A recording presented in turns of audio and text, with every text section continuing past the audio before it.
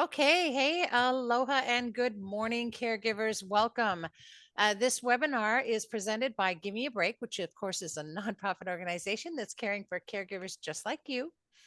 And we offer you an emotional and physical break, as well as your continued wellness. So Give Me a Break, of course, is based on caring for you caregivers and provides support, resources, and outreach to promote self care and your survival. We're all caregivers here. We either were, are, or will be, and you deserve support. So we support you to dream again. Now, this presentation is one of the ways that we provide education for your self care in ways that caregivers like yourself can manage, even through a busy day, even through never having time. So take a moment to make sure that you have your note taking pen and paper. And also, hopefully, you were able to print out the worksheets that came in the email. If you weren't able to print out your worksheets, don't worry, we can always get them to you later. Just take great notes. Today's presentation is awesome. It's wonderful. It's Simple Steps to Managing Self Care by Lonnie Almanza. Okay, so let's just get started and welcome Lonnie Almanza with Simple Steps for Managing Self Care. Hi, Lonnie. How are you? Good. I'm great. Good morning, everyone. Wonderful. Thank you so much. I'm now going to leave this screen and it's all you. All right. Wonderful. Well, let me get started with a share screen and make sure that we have the right one. There we go. All right. So again, my name is Lonnie Almanza, and I have a wellness company called Alakai Associates that actually came out of my caregiving journey. And so I'm here to share with you today some of the lessons that I learned through a significant part of that caregiving journey, as well as lessons that I didn't even realize I had learned until I was in that caregiving space. So let's get started. First of all, my connection with Give Me a Break is several different ways. I am the COO of Give Me a Break and also the editor for and contributing editor for the online magazine Giver's Guides. So I hope that you will check all of those out along with Alakai Associates. And I always like to begin my sessions with gratitude for the opportunity to share with you my passion, my gifts, and my experience. And what I'm going to share with you today also has excerpts from a book that I published last year that also talks about my caregiving journey. It's called Under a Full Moon and a Guiding Star. So the first excerpt is The Art of Being in Gratitude and Abundance.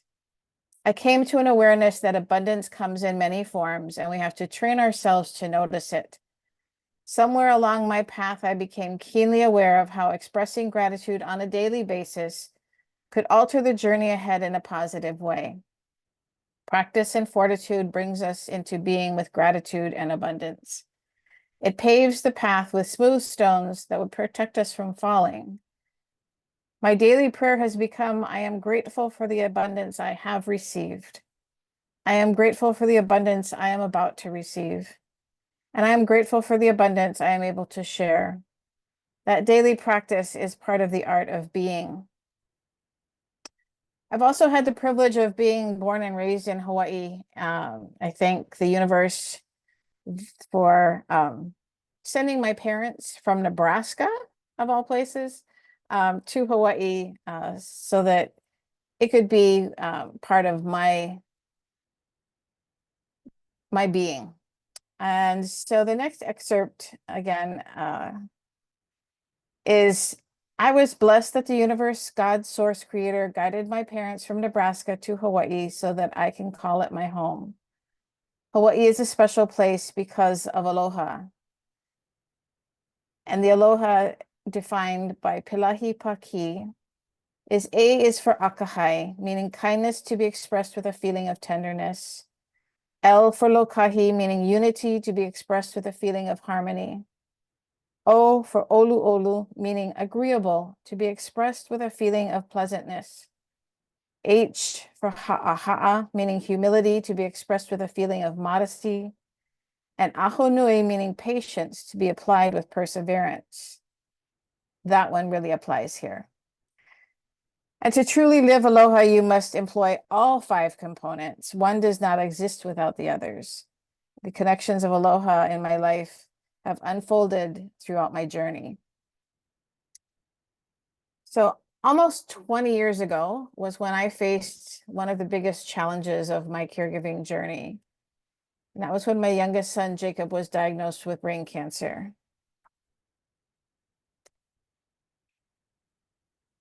Often in the midst of your transformation, you aren't even aware of what is taking place. And it isn't until you are on the other side of it that you can truly see the benefits. The butterfly has long been a symbol of transformation and seems mystical and magical. But if you really study the process of that change, you will find that it resembles much of how we as humans experience life changes. Unexpected change can take you from calm to chaos in an instant. Having an understanding of change and the ability to navigate through it became critically important in the next stage of my life's journey. Gratefully and expectantly, ask for one day's portion of grace.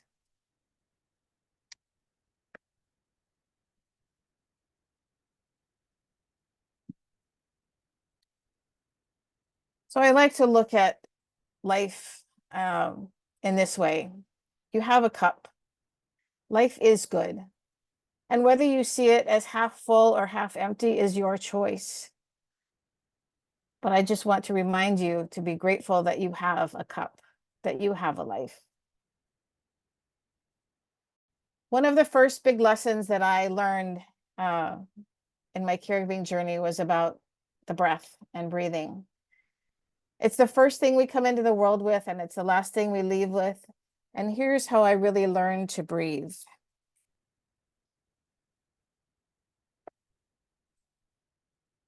I remember that pivotal moment in learning the power of breath and breathing. As humans, we are wired to survive, and when we feel threatened, fear can cause us to hold our breath. But at some point, we must come up for air, and sometimes we are gasping for it. That first critical moment was when Jacob, my son, was hit by a car when he was 5 in front of our house. I saw it about to happen, and by the time I was out the door, he was lying in the street. As I rushed to him, a neighbor gently stepped in front of me, held my shoulders, and quietly said, "Take a breath." In the 30+ years since that moment, there have been many more times when crisis or fear have taken my breath away. But along the way, I have come to realize that even in our daily lives, the stressors can cause us to hold our breath. Unknowingly, when we tense up and we are not breathing fully or deeply, we are depriving our bodies of the oxygen it needs to fully function at its full capacity. Learning breathing techniques has led me to a new awareness of this critical function, and I have incorporated it into my daily habits and support resources. And so 2 of my favorite ones are the 4-square technique and the teardrop technique. And particularly the 4-square because it's just so visual and easy for me to remember. If you just take a square piece of paper, I love to use Post-it notes as a reminder of this technique. And you start at the lower left-hand corner, and you're going to inhale to the count of 4. Across the top, you're going to hold it to the count of 4. Down the right side, you're going to exhale to a count of 4. And along the bottom, hold to a count of 4. So I just want you to do that with me. Just think. Inhale, 1, 2, 3, 4. Hold, 2, 3, 4. Exhale, 2, 3, 4. Hold, 2, 3, 4. So the square breathing is great for calming, and it brings balance to your breathing. And as I began to incorporate these techniques into my daily habits and meditation practices, I found that it's often recommended that you do them in sets of 3. Sometimes it's called cleansing breaths, and I wondered about that significance. In part, it connects with the emotional components of the stress cycle. And in part, it helps to sidestep the serious self-improvement mindset that just creates more things to do. So these 3 breaths have also been described in this way. The first breath as the centering breath. It can calm and soothe your body and give you a sense of control over your response. The second breath is the possibility breath. It can restore the tranquility of your mind and allow you to perceive your highest choices. And the third breath is the discovery breath. It can reunite you with your spirit and turn a stressful situation into a learning opportunity. So remember to breathe.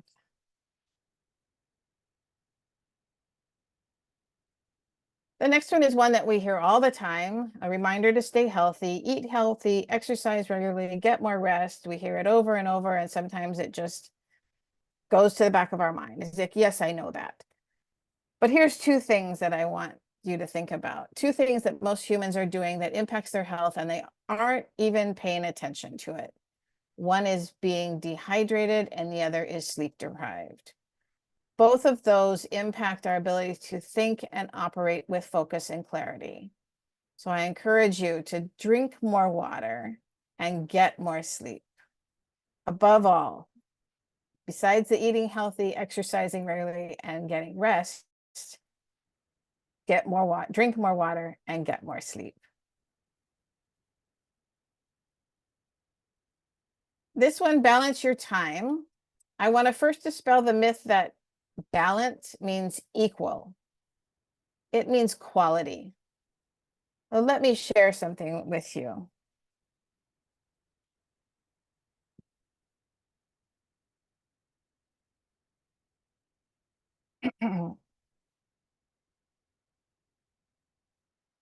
During my caregiving journey, I was introduced to the Lokahi wheel through an exercise at a training. And in this training, our group was asked to form a circle, and each of us were given a 5-foot string, all attached to a ring in the middle. We were told to hold our string taut so that a raw egg could stay balanced on the ring in the center. The egg represented our fragile life. The strings were each of the areas of our life that needs to stay in balance. Our spirituality and soul, our friends and family, work and school, feelings and emotions, and our physical body. As we stood there, one person was instructed to drop their string while the rest of us were still keeping the egg balanced. Then 2, then 3 strings were dropped. And as you probably can imagine, at some point, the egg dropped and broke. Have you ever felt like your life was broken? While it's no direct translation between lokahi and balance, these 2 concepts can be connected when we are talking about our well-being. According to most Hawaiian dictionaries, the meaning of lokahi is to be in one accord or agreement. So when we are trying desperately to bring our lives into balance, we can use the lokahi wheel as a tool.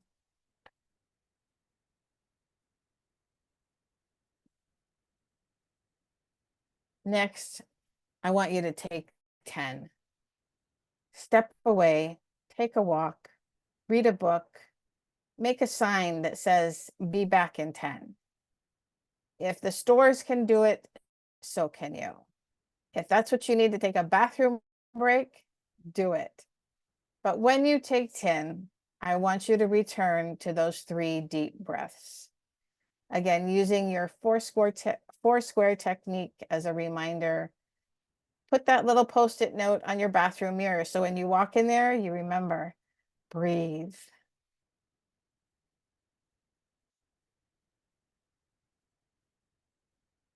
Next, we're going to take a look at something that is very challenging for caregivers to do. Share the load. We have difficulty asking for help. We want to show others how strong and resilient we are, that we can manage it. But sometimes that only adds to our stress. And I would say more often than not, it adds to our stress. So there's some specific techniques about how we ask for help so that we get the help we need. You need to be specific in what you're asking for. What does the task entail? And match your ask to the individual skill set, because not everyone's going to live up to your expectations of how that task should be done. But the better matched they are, the better the outcome. And then last or not least, show gratitude. Gratitude is the oil that keeps the wheel of giving and receiving turning for the possibility of someone helping you again.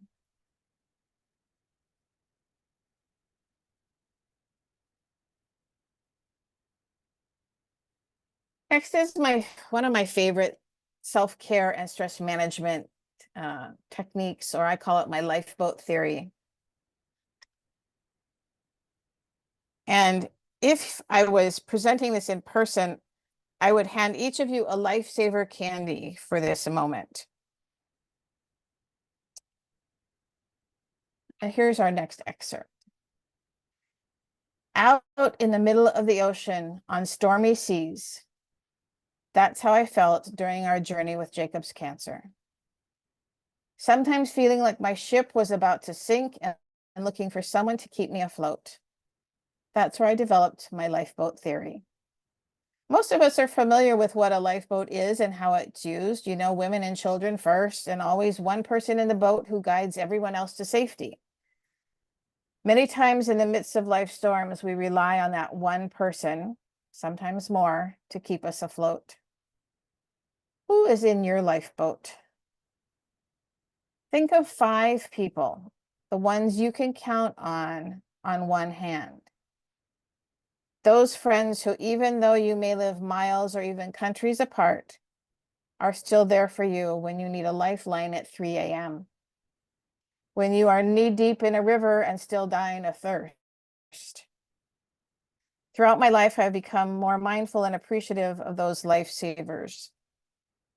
I have been fortunate to have some lifelong lifelines with a handful of women, 3 of whom I have known for over 60 years. We met in elementary school and had birthdays and slumber parties together, and while our lives took separate paths, after high school, we stayed connected over the years with an occasional visit or the annual Christmas card. And somehow those bonds of friendship forged when we were young were strong enough to stand the test of time. So think of who those 5 people might be. There's research that shows that if you can name those 5 people that are there with you, have been with you, will be with you, it actually extends your lifespan. So adds life to your years and years to your life.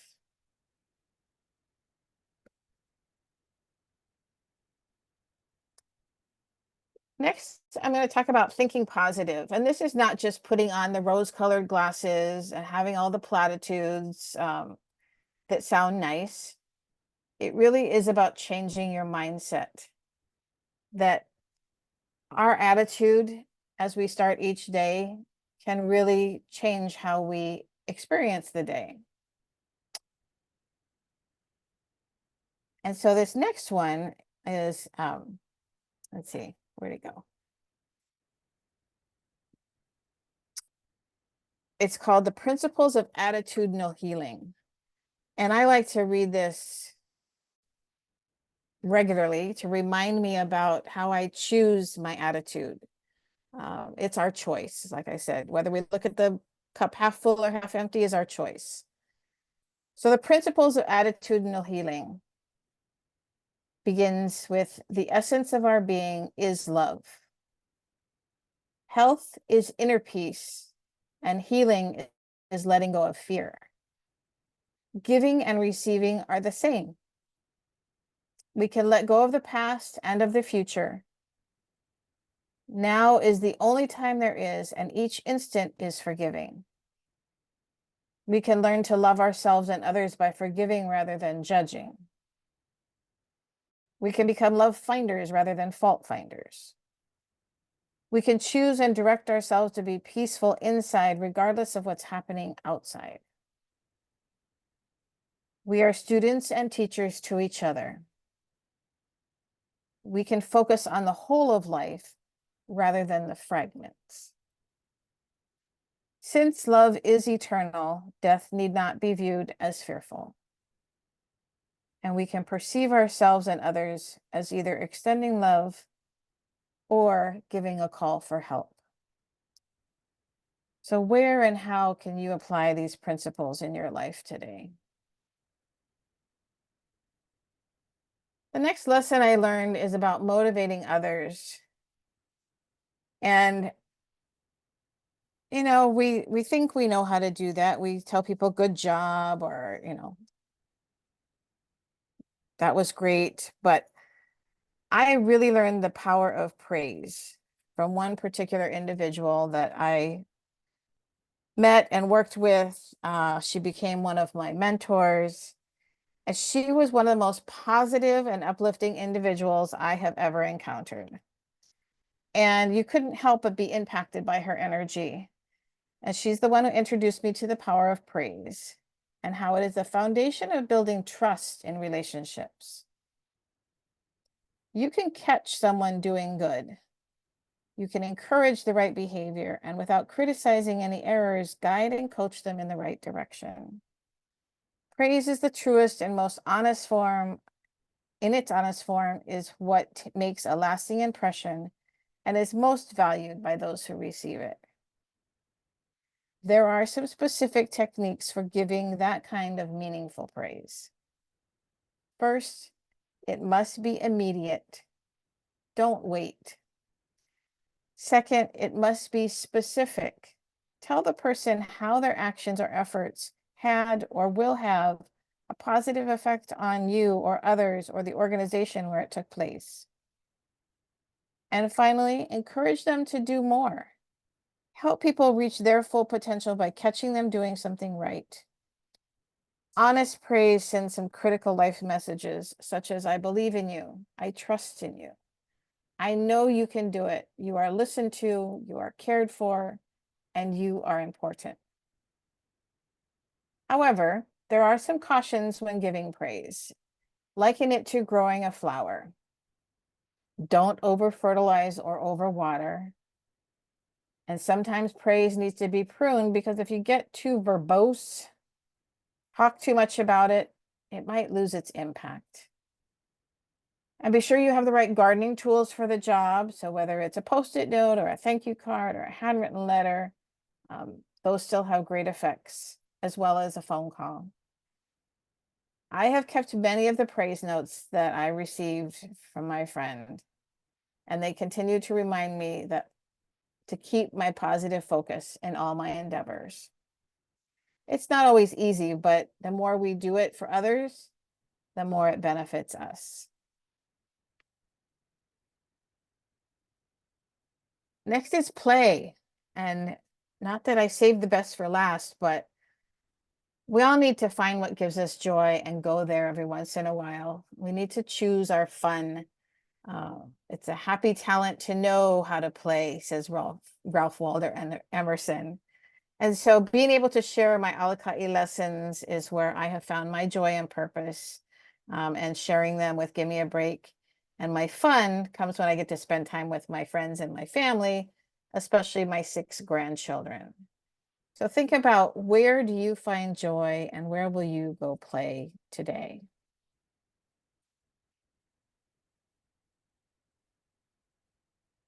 And finally, wrap it up. We all need to bring closure to our day and plan for tomorrow. Don't let tomorrow just happen. At the end of the day, for me, it's having a gratitude journal and thinking of 3 things that I'm grateful for.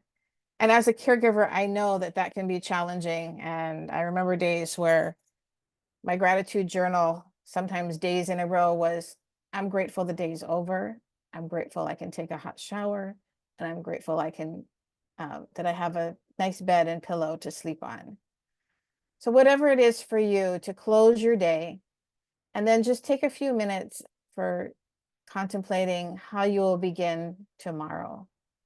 You may want to start with gratitude as well.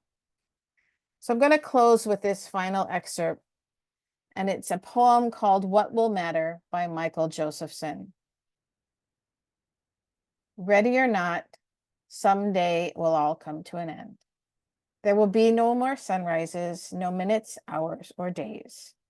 All the things you collected, whether treasured or forgotten, will pass to someone else. Your wealth, fame, and temporal power will shrivel to irrelevance. It will not matter what you owned or what you were owed. Your grudges, resentments, frustrations, and jealousies will finally disappear. So too, your hopes, ambitions, plans, and to-do lists will expire. The wins and losses that once seemed so important will fade away. It won't matter where you came from or what side of the tracks you lived on. Even your gender and skin color will be irrelevant. So what will matter? How will the value of your days be measured? What will matter is not what you bought, but what you built. Not what you got, but what you gave. What will matter is not your success, but your significance. What will matter is not what you learned, but what you taught. What will matter is every act of integrity, compassion, courage, or sacrifice that enriched, empowered, or encouraged others to emulate your example. What will matter is not your competence, but your character. What will matter is not how many people you knew, but how many people will feel a lasting loss when you're gone. What will matter is not your memories, but the memories of those you loved, who loved you. What will matter is how long you'll be remembered, by whom and for what. Living a life that matters doesn't happen by accident. It's not a matter of circumstance, but of choice. So choose to live a life that matters. So I hope that some of those Alaka'i lessons that I've learned through my caregiving journey resonated with you today. And if you'd like more resources, you can go to my website, alaka'iassociates.com. There are several there. One is tips for caregivers, self-care tips for caregivers. Another one is this simple guide to self-care, which I can work with you on. And I want to leave with these closing quotes and images. Be the change you wish to see in the world. Bloom where you are planted. And don't live by the time that passes by, rather by how you use and create yourself with the time that you are given. So again, if you'd like more information or to set up a 30-minute discovery call with me to see how I might guide you through your caregiving journey, you can reach me at alaka'iassociates.com. The email is Lani_Almanza.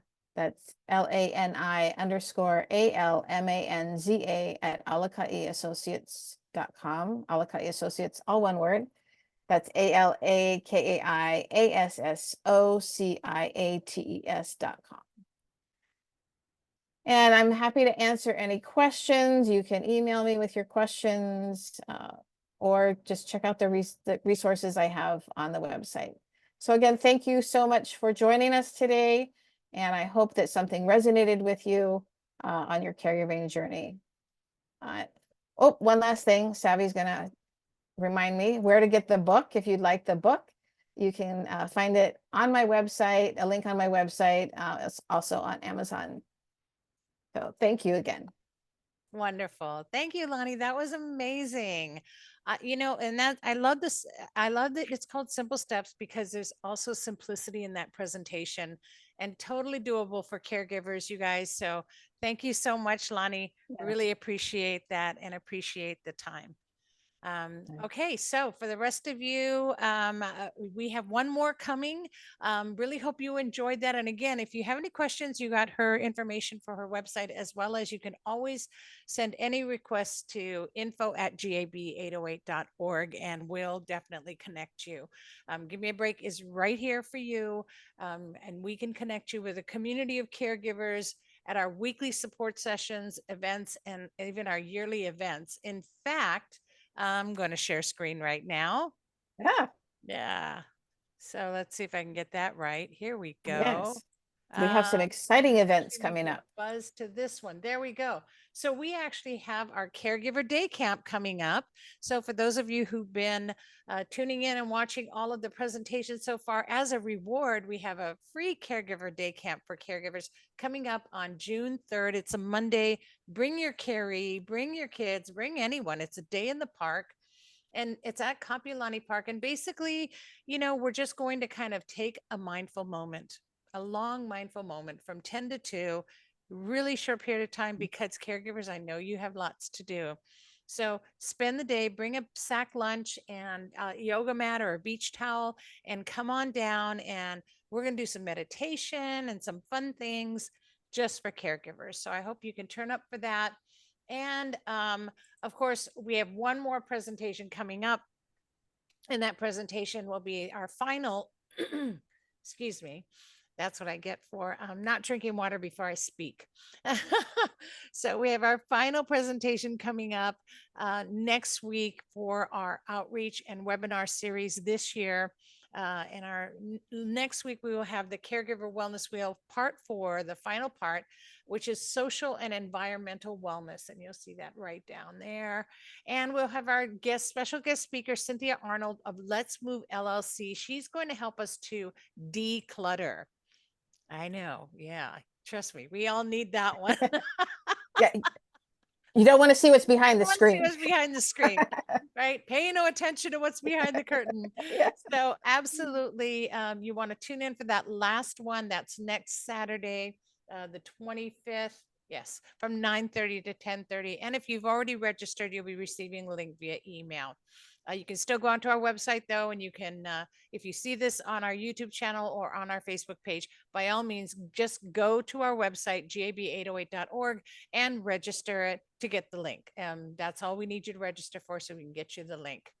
Also, for tuning into this webinar, well, we're offering a special to all of those of you who are watching and have watched it right through to the end. And your reward is wonderful wellness and self-care practicing, of course. But it's also a free 3-month subscription to the Giver's Guides online magazine that Lonnie mentioned earlier. And so this gives you 3 months to be able to get even more tips, great articles, all written for caregivers by caregivers. And you can check that out on our website. So just go ahead and go to our website, and you can check it out, like I said, or just simply email us at info@gab808.org with your full name and type the code SIMPLE 420. Simple 420. And as long as you type in that code, you'll get your free 3-month subscription, and we'll send you a link to get that all set up. So I hope you enjoyed this presentation. And again, the most important thing you can do is for you. You are the most important person in a caregiving equation, because without you, who's going to take care of everyone? Thank you so much, Lonnie, for today. And thank you for everything that all of you do. Look forward to seeing you all next week. All right. Aloha.